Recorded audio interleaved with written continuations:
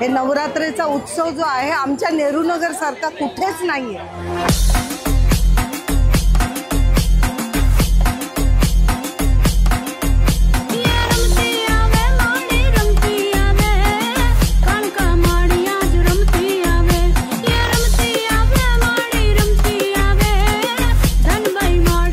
आणि हे आमच्या आमदार श्री मंगेश कुडाळकर यांचे आम्ही कायम आभार मानू, कारण का त्यांच्यामुळे सगळ्या जनतेला पण मिळतो आणि आम्हाला पण आनंद मिळतो। जय महाराष्ट्र।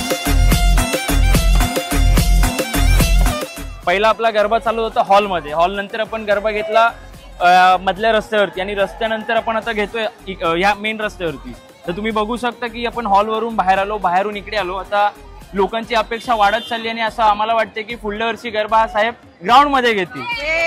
तर त्यासाठी सगळ्यांनी जर आपण प्रयत्न केले तर मला असं वाटेल की पुढल्या वर्षी गरबा